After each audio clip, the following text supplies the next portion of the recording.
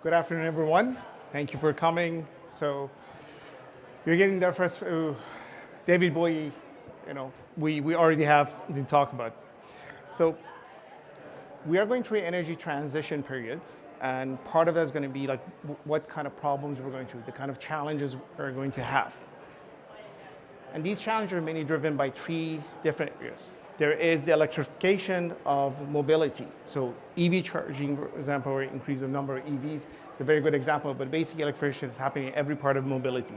On trains, anything else, we're needing and adding capacity. So the second part is decarbonization. What we're trying to do is we take the electricity system that we have and we have to transform it to be low carbon or zero carbon. And the third one is to make sure while all of these is happening, the grid and the power system is still reliable and resilient. Now, all of that is causing a power crunch. And what I mean by that is, on the generation side, while we're retiring power plants, we're doing that at double the rate of we're adding new power. So our rate of bringing new power sources from renewables is about half of that. And this actually has caused the problem, and now we're getting multiple warnings from different ISOs. On the transmission side, the problem we're having is the system is already old. It's an infrastructure that hasn't been invested in and doesn't have enough capacity. The other problem with it is that it's very costly to replace, and it takes a long time to add more capacity to it. And finally, the distribution or load side. As I mentioned, we're having more load. We're adding these, we're adding electrification. And at the same time, our pattern is changing. So what we had in the old system and how we expected where we're going to have power, that doesn't apply anymore. In fact, this was a recent survey and saying about what are the top priorities for the utility sectors.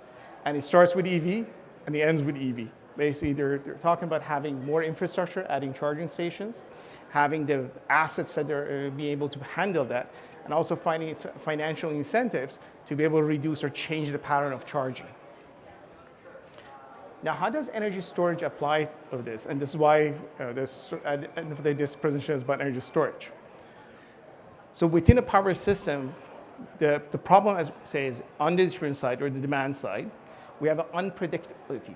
We don't know when people are going to turn things on. We're still going to have, find power for them when they turn things on. When that happens, if there's demand goes up, generations have to ramp up or ramp down in the system. Now, if we add renewables, the unpredictability goes both sides. We can predict most of the time for the renewables. We can get with some visibility, but there is still going to be a gap. And then, as I mentioned on transmission, the problem is, do we have enough capacity to transfer? Now, energy storage can service all three of them. So in every aspect, energy storage can sit and fix the problems either in generation, transmission, or distribution. Now, when we say energy storage, most people think of batteries. And I just put this one to show there isn't one solution. There is multiple solutions when it comes to energy storage.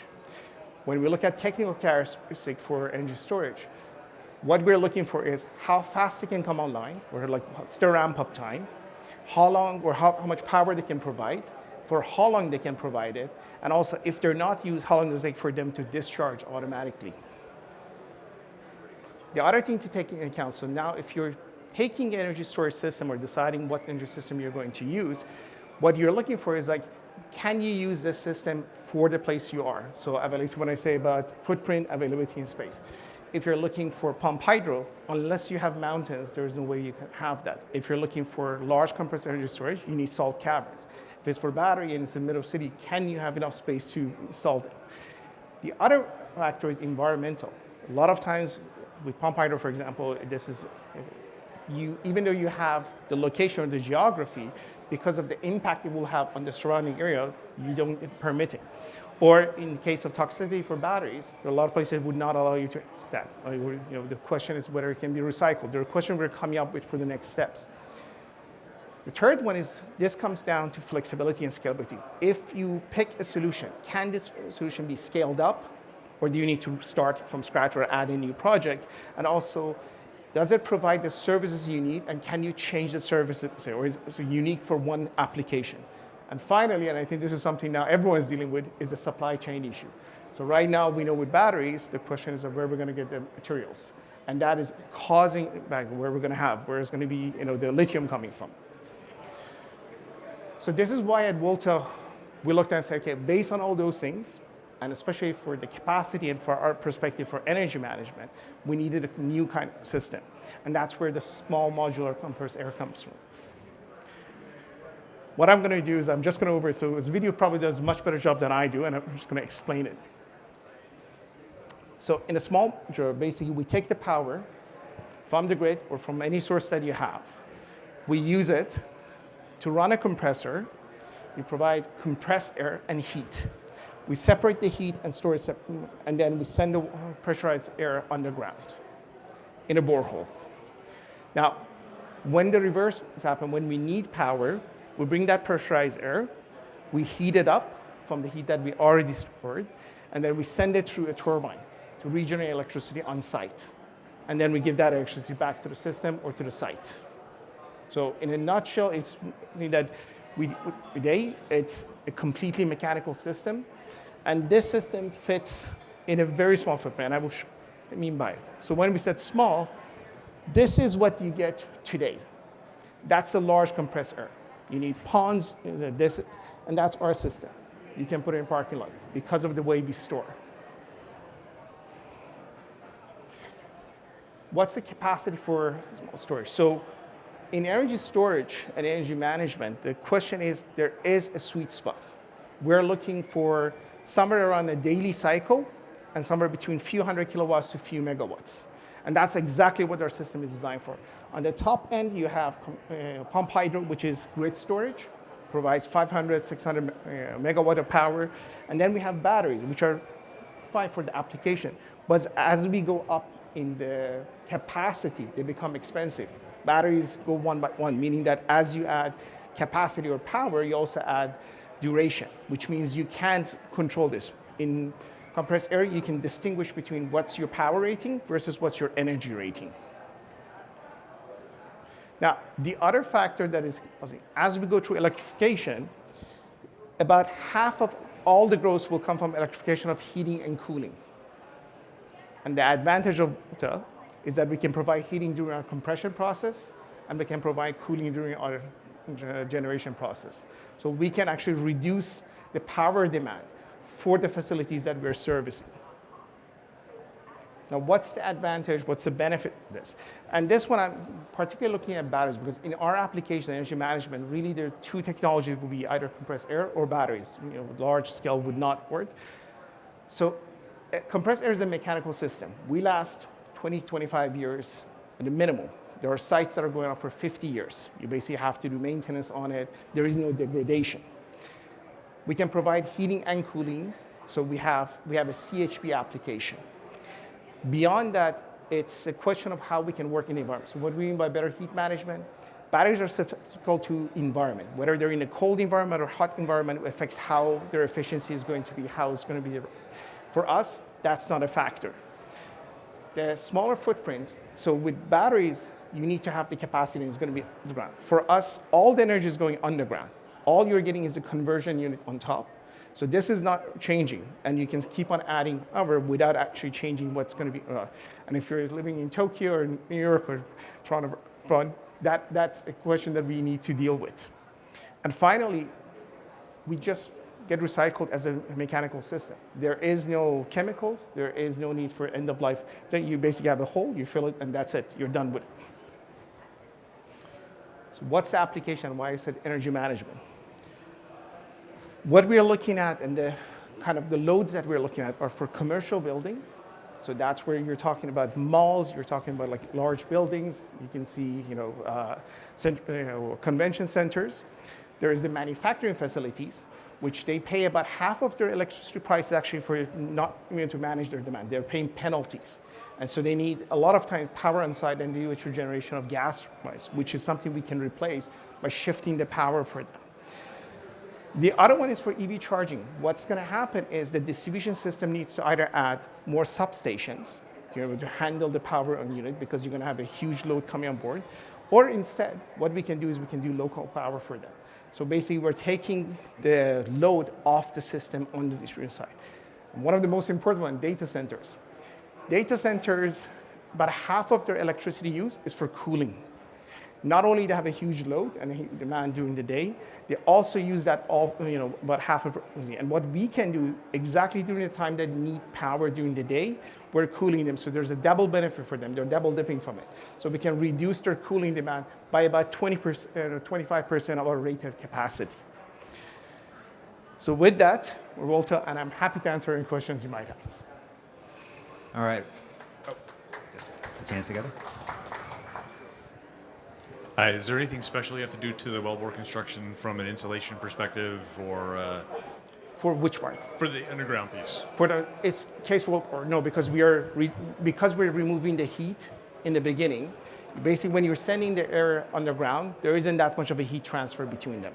So between ground is at the rate we're going, it's going to be around 10 to 20 degrees Celsius, depending on where you are, and the air going in is somewhere around 25 to 35 degrees. So what's your round trip efficiency in terms of storage? So, good question. This comes up.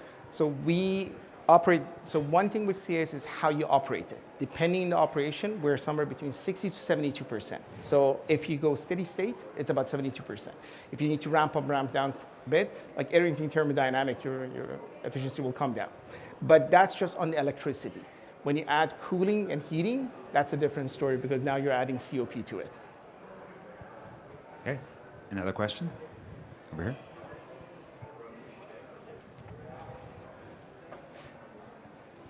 So you're charging your subsurface hole, right? Yes. And you didn't mention the pressure, but I presume you want to tell me roughly what pressure you're charging it? It depends on the design. We sort of, some things, so I'm happy to talk on the side for. Let's say hundreds of PSI, right? Right. In that range. So let me just say it's under 3,000 PSI. Okay, under 3,000 PSI. Because the fluid is so compressible, right? Yes. As you start expanding it, the pressure drops, right? Yes. So what impact does that have on your So you're talking about efficiency? throttling, basically. And saying, so what we do is throttling because in our case, so you have two ways of designing this. You can either go with constant pressure or constant volume. Ours is constant volume. So what you do is you're overpressurizing it. Now, when you're bringing it up, you have to manage between the flow that is coming out and the pressure that's coming out. You basically compensate, and that's a whole control part. So one big part of designing this, and one of the patents we have, is on how we manage that part. Basically your question. Well, the pressure will still go down even Yes, if you it will. throttle it. Yeah. And your hardware for your compressor and expander, Yep. is that something that you're sourcing from someone else? Yeah, basically one of the advantages would be, we didn't reinvent the wheel. What most of our design is based on off-the-shelf products, and it's just modified for our application. So we are not doing anything and say we don't have to start from scratch for them. We can take parts that exist and we just make it for that application. Most of what we do is industrially available. So then what's the real differentiator between somebody else who can buy the components? What's your proprietary technology? Everything to do with the design. I had a slide which I didn't put here, but if you see how a compressor is, so you asked one question on thermodynamics. There is a ton of thermodynamics and heat transfer in this system. There is so many components that need to be optimized for a system to work fine. So on principle, it's a very easy thing. In action, it's a very different story. That's actually the whole big issue with it. And I can tell you there's like 5 people who do compressed air. I write with all of them, I publish with all of them. So it's an area that is very, very specialized. It's not something that you can just go and start with it. It's a problem that's why so many companies have failed in that area. Because we have companies who came on board and actually don't understand how it works. The principle is easy, but putting it in action and getting the right efficiencies, that's the biggest problem with it. Our patents basically on the whole system, the UT patent, plus our design and our control system. So our unique part is that we know how to design this versus everyone else. We actually have the patent on how you should put it together, how you should size it, how you put every component together. If you need to change it, how you will add another, say, compressor. If you need to do it faster, if you need to discharge faster, how do you add another turbine? That's the big part. Okay, thank you. All right, no, thank you. Good questions. All right, do we have any other questions? All right. Can you elaborate a little bit more about the underground storage? Sure. What would you like to know? I mean, so is there any specific storage tank or do we need, or just? It's a case wallboard. So it's a case wallboard. It's like very similar. So the technology for case wallboard comes from oil and gas. They use it for natural gas. They can go up to, it's a 15,000 psi. It can. We close the bottom, so it's really a pressure vessel that is super long. That's the way you can think about it. So as you go, where you basically have more volume. Now, depending on the geomechanics, you can decide to go short and have multiple of them, or you can go long with one. Depends on how much space you have and what the cost is going to be. Because that's the part of it that also makes the difference, and that's what we mean by being modular and being flexible. In some areas, it will make sense to have really deep boreholes, and some areas are going to be shorter ones. There are going to be multiple of them. You have to see how much power you need, how much energy you would need. So but the basic technology of the borehole is coming from oil and gas. We don't even change that, and we don't even have to insulate it, we're saying, because we reduce the heat and we're sending it at much, our losses, the heat losses are much lower. All right. Any other questions? If there are no other questions, please put your hand together, and thanks, Mr. Rouindej. Thank you.